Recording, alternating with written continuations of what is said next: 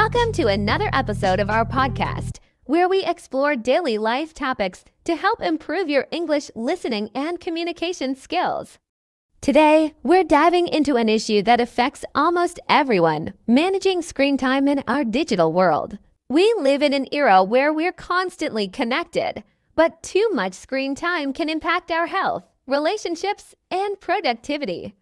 In this episode, we'll discuss practical tips on how to balance our digital lives while staying healthy and productive. That's right, Jennifer. Whether it's social media, work emails, or binge-watching TV shows, screens are part of our daily lives. But learning to manage screen time can help us lead more balanced and focused lives.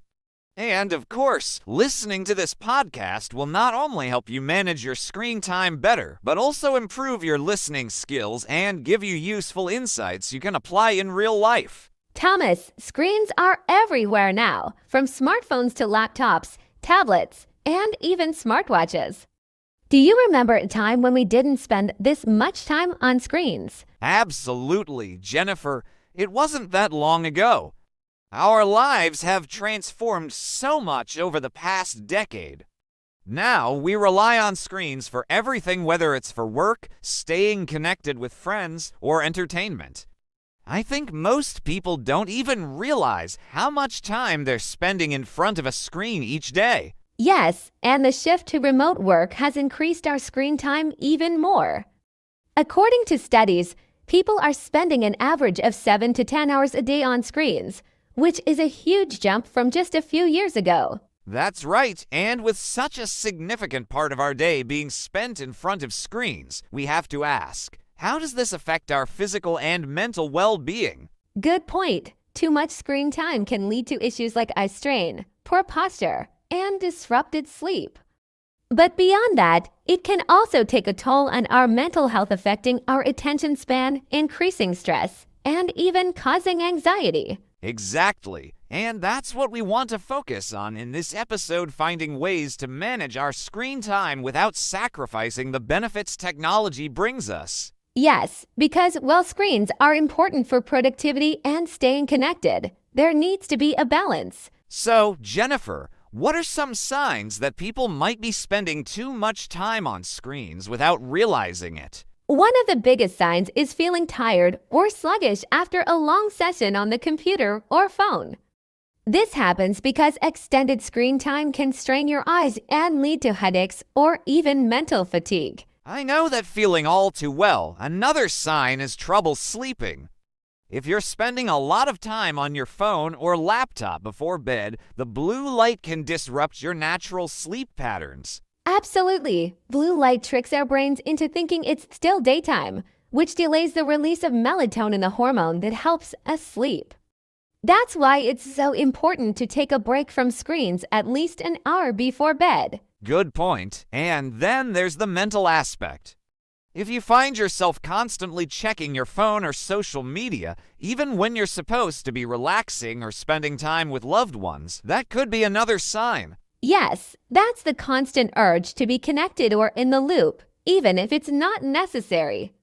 If you feel anxious when you're away from your phone or distracted when you're supposed to be working or studying, that's a red flag. And those small interruptions add up. Studies show that it takes about 23 minutes to refocus after being distracted. So, if you're checking your phone every few minutes, you're losing a lot of productive time. Now, let's talk about the physical health consequences of too much screen time. One issue I see a lot is something called tech neck. Oh, I've experienced that myself. It's when you spend so much time looking down at your phone or computer that it puts strain on your neck and upper back. Exactly. It can lead to stiffness, soreness, and in extreme cases, chronic pain. We weren't built to spend hours a day in that hunched-over position. Another physical effect is eye strain, also known as digital eye strain. I know I've felt this after a long day at the computer. Your eyes start to feel dry, you might get headaches, and it becomes hard to focus. Yes, and one tip to reduce eye strain is the 20-20-20 rule. Every 20 minutes, look at something 20 feet away for 20 seconds. It helps give your eyes a break. That's a great tip. Another health issue is poor posture. When we're glued to our screens, we tend to slouch, which can lead to back and shoulder pain. Right, and over time, that poor posture can lead to more serious issues like spine misalignment or chronic back pain.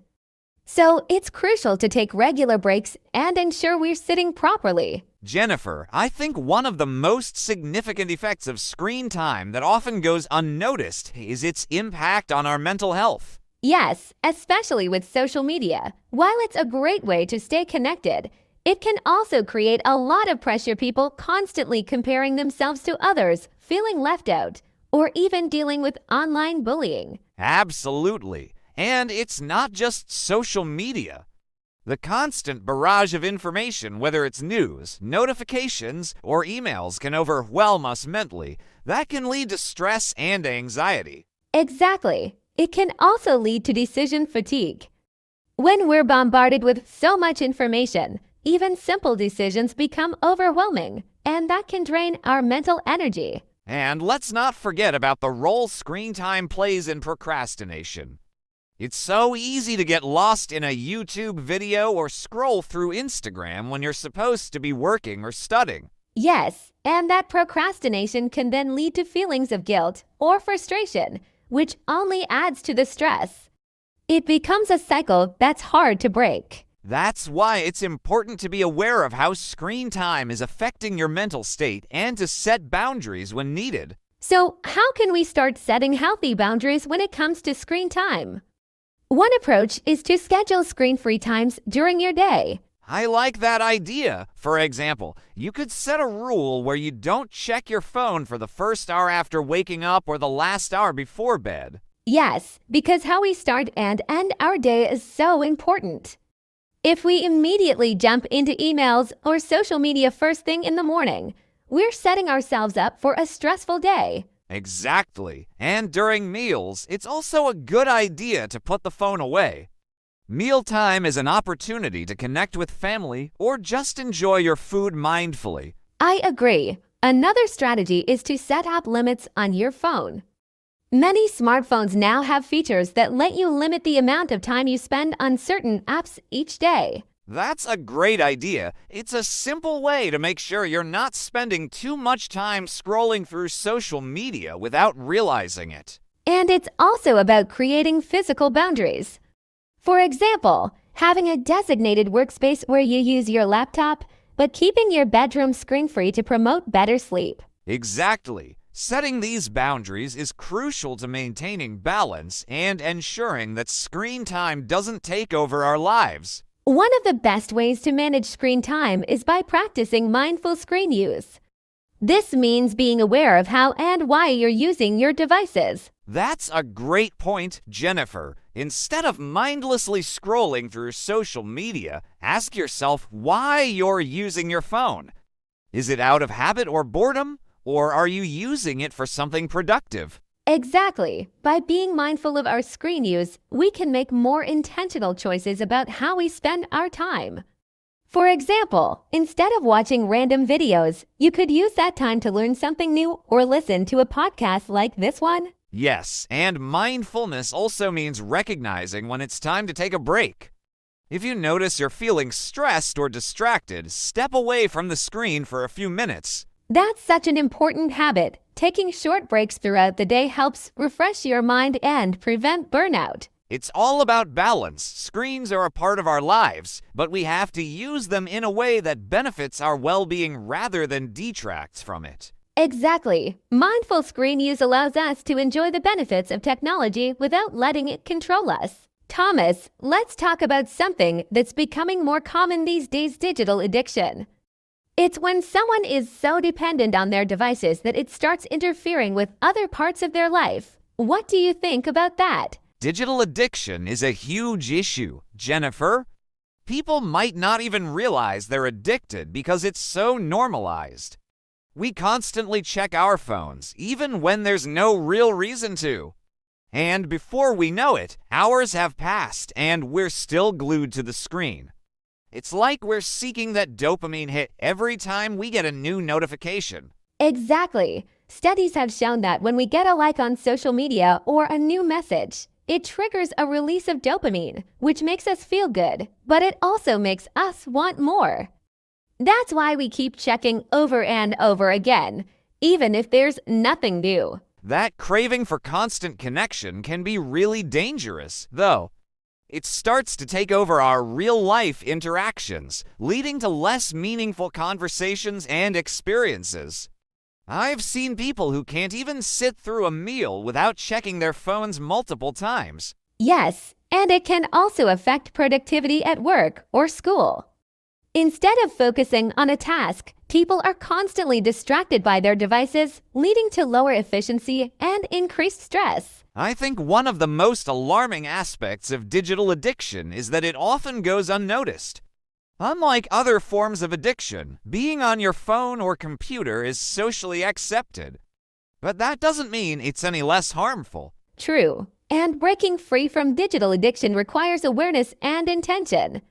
We need to consciously make an effort to disconnect and engage in activities that don't involve screens, like spending time with loved ones or enjoying nature. Jennifer, you mentioned the need to disconnect, which brings me to the concept of a digital detox. Have you ever tried one? Yes, I've done a few digital detoxes, and they were really eye-opening.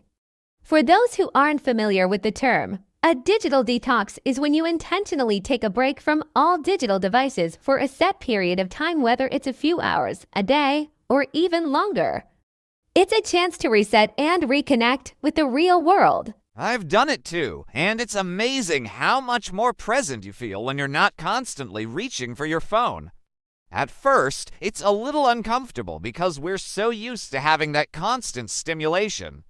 But after a while, you realize how much you were missing out on by being glued to a screen. Exactly. During my detox, I felt more productive, and I had more meaningful conversations with the people around me. I wasn't distracted by notifications or the urge to check social media. I think digital detoxes are becoming more necessary in today's world. Our brains need time to rest and recover from the constant input of information. Even just spending a few hours away from your phone can make a huge difference in your mental clarity and overall well-being. I agree, and it's not just about the immediate benefits. Taking regular digital detoxes can help retrain our brains to be less dependent on technology in the long run. It's all about creating a healthier relationship with our screens. Thomas, social media is such a big part of our screen time these days. What are your thoughts on how it impacts our mental health? Social media can be both a blessing and a curse. On one hand, it allows us to stay connected with friends and family, and it gives us access to a wealth of information. But on the other hand, it can create feelings of inadequacy, anxiety, and even depression. Yes, the constant comparison to others can be really damaging, especially when we're only seeing the highlight reels of people's lives. It makes it easy to feel like we're not measuring up. And then there's the issue of cyberbullying, which is a serious problem on social media platforms. People can hide behind their screens and say things they would never say in person, causing emotional harm to others. Absolutely. And for younger people who are still developing their sense of self-worth, the negative effects of social media can be even more profound. It can lead to low self-esteem, body image issues, and even social isolation. That's why it's so important to approach social media with caution and to remember that what we see online isn't always the full picture. Taking breaks from social media and setting limits on how much time we spend on these platforms can help protect our mental health. Yes, and practicing mindfulness when using social media can also make a big difference. Instead of mindlessly scrolling, we can be intentional about who we follow and how we engage with content. This way, we can focus on the positive aspects of social media without letting it negatively affect our well-being. Jennifer, let's talk about how to reduce screen time at work. In today's world, most jobs require us to be in front of a screen for long hours. What can we do to minimize the negative effects? One thing that works for me is scheduling regular breaks. The Pomodoro technique, for example, involves working for 25 minutes and then taking a 5-minute break. This helps prevent burnout and gives your eyes and mind a rest. I like that approach. I also try to stand up and stretch every hour. Sitting in one position for too long can cause discomfort and stiffness, so moving around helps refresh your body and your focus. Another tip is to use blue light filters on your devices. Many computers and phones have settings that reduce the amount of blue light, especially in the evening. This can help reduce eye strain and improve your sleep quality. Yes, and for people who work in front of a screen all day, it's also helpful to set boundaries around when to stop working. Sometimes it's easy to continue answering emails or doing tasks long after work hours, but that can lead to burnout. I agree. Having a clear end time for work and creating a dedicated workspace can help maintain the boundary between work and personal time. And it's not just about limiting screen time at work. It's about being mindful of how we're using our screens and making sure we're taking care of our physical and mental health throughout the day. We've talked a lot about the negative effects of too much screen time, but it's important to remember that screens aren't all bad. It's about finding a healthy balance, right? Exactly. Technology has made our lives easier in so many ways, and it's a powerful tool when used correctly. The key is to find that balance between staying connected and being present in the real world. One way to do this is by setting specific times during the day for screen use. For example, you could dedicate certain hours for checking emails or social media and spend the rest of your time focused on other activities. I like that approach. It helps to have structure and prevents you from getting lost in the digital world for hours at a time. It's also helpful to prioritize in-person interactions. Instead of texting a friend, you could give them a call or meet up in person. Yes, nothing beats face-to-face communication. And spending time outdoors, exercising, or engaging in hobbies that don't involve screens can also help create balance. It's all about being intentional with how we use technology and making sure it's adding value to our lives rather than taking away from it. One important aspect of managing screen time is setting boundaries for the whole family. With kids spending more time on devices for school and entertainment, it's crucial to establish healthy habits early on. Definitely. I think one of the best ways to do this is by creating tech-free zones or times, like during meals or before bed. This helps create space for quality family time and gives everyone a break from their screens. Yes, and it's important for parents to lead by example. If children see their parents constantly on their phones, they're likely to follow that behavior. But if parents set limits for themselves, it sends a positive message. I agree. And having open conversations with kids about the importance of balancing screen time with other activities can help them understand why these limits are in place. It's also helpful to encourage kids to take part in non-digital activities, like playing outside, reading books, or doing arts and crafts. This way, they learn that there are plenty of fun things to do that don't involve screens. Exactly. By setting these boundaries and promoting a variety of activities, families can build healthier relationships with technology. Thomas, we've touched on reducing screen time at work, but what about managing screen time in workplace environments where it's unavoidable? Many jobs now rely heavily on technology, so how do we ensure we're not overdoing it? That's a great question, Jennifer. I think one key strategy is implementing screen breaks throughout the day. For example, managers can encourage employees to step away from their screens for at least 10 minutes every hour. It helps to clear the mind and reduce eye strain. Absolutely. Those breaks are so important. In fact, some companies have even introduced wellness initiatives, like standing desks or walking meetings, to help reduce the negative impact of sitting in front of a screen for long periods. Yes, and aside from physical health, I think it's important for companies to recognize the mental fatigue that comes with being constantly connected. Encouraging a culture that values rest and work-life balance can help employees manage their screen time better. That's such a good point. If leadership sets the example and prioritizes taking breaks, the rest of the team will follow. It's all about creating a healthy work environment where screens are used as tools, not distractions. Thomas, let's talk about tech-free routines.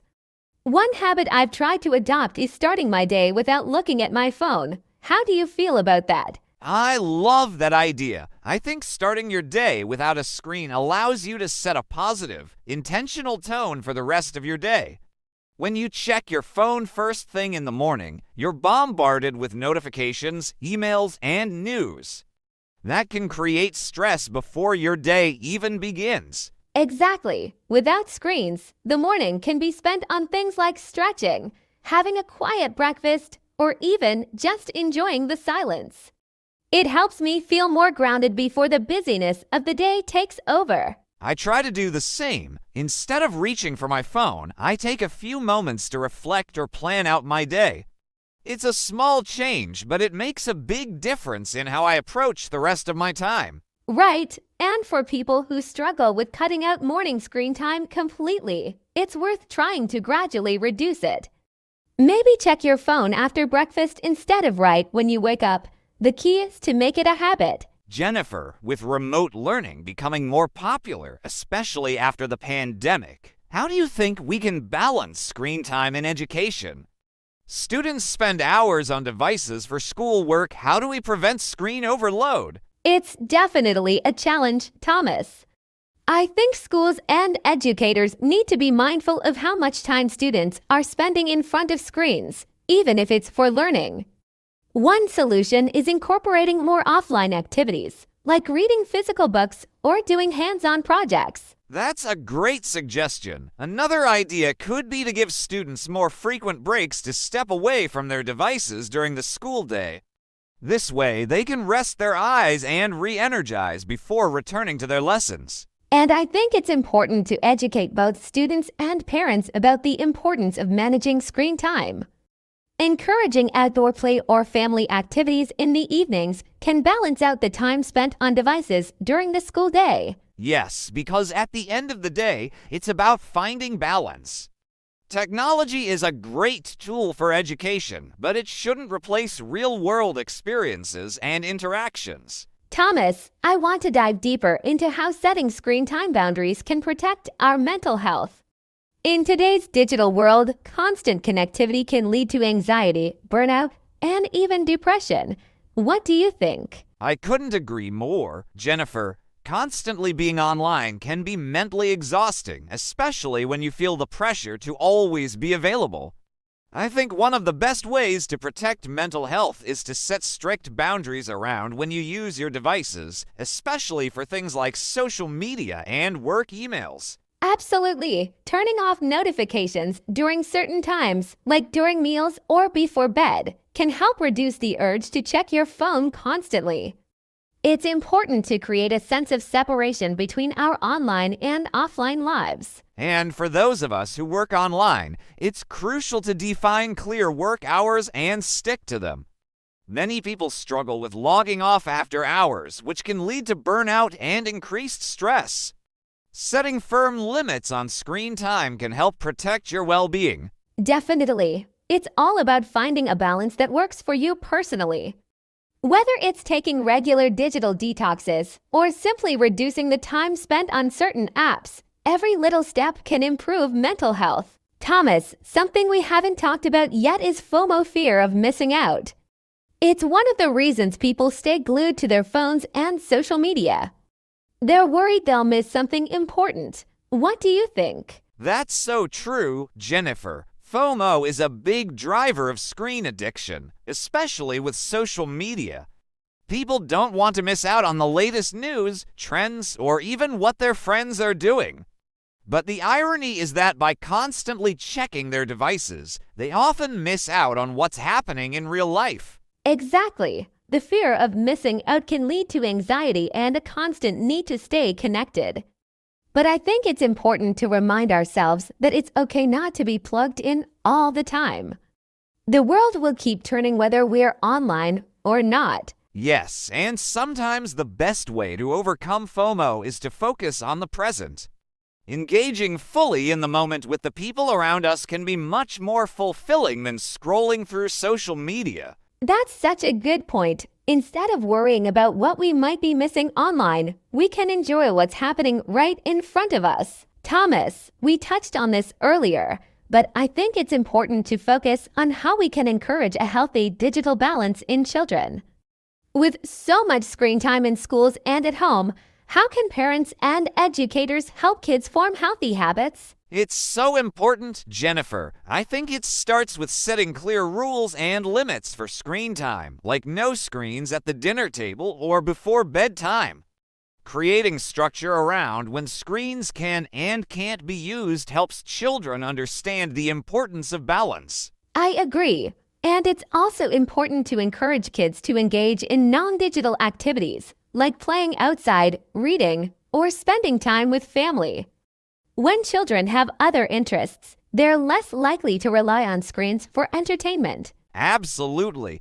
And for younger children especially, I think it's helpful to limit the types of content they're exposed to.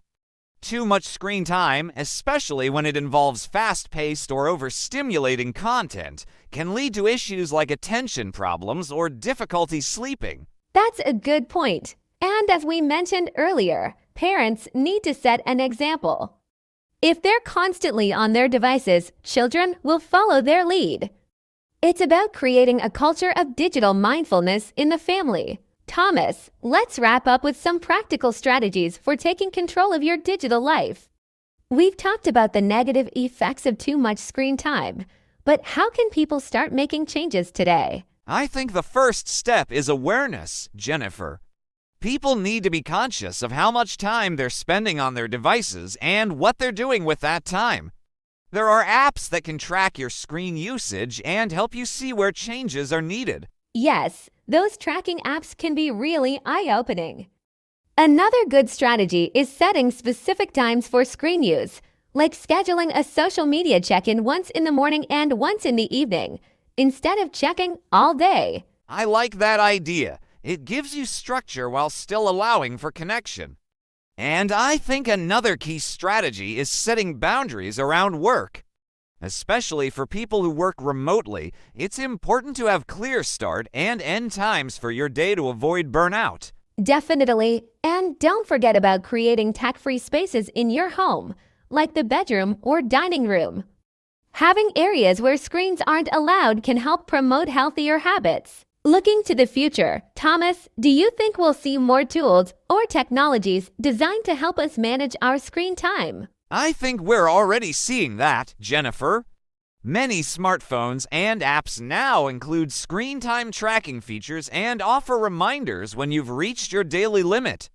I imagine we'll continue to see more of these tools develop as people become more aware of the need to manage their screen usage. That's a good point. I also think we'll see a greater focus on digital wellness, with companies and educators emphasizing the importance of balance. As technology continues to evolve, it'll be more about how we use it rather than how much we use it. Exactly. It's about being mindful of the role technology plays in our lives. As long as we use it with intention and balance, we can enjoy the benefits without experiencing the drawbacks. Thomas, we haven't discussed how screen time affects productivity yet. Do you think spending too much time on screens can actually make us less productive, even if we think we're getting more done? Absolutely, Jennifer. It's something I've noticed personally.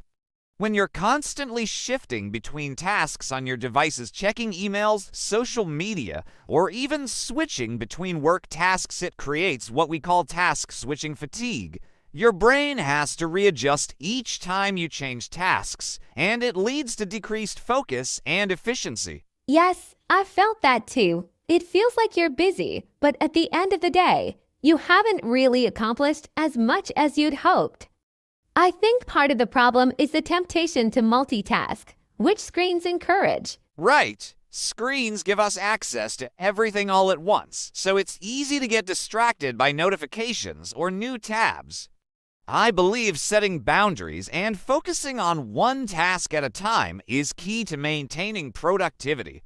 It might seem counterintuitive, but cutting down on screen time can actually help you get more done. That's a great point. And another thing people can do is schedule time blocks for specific tasks dedicating, say 1 hour for work without any interruptions or screen distractions.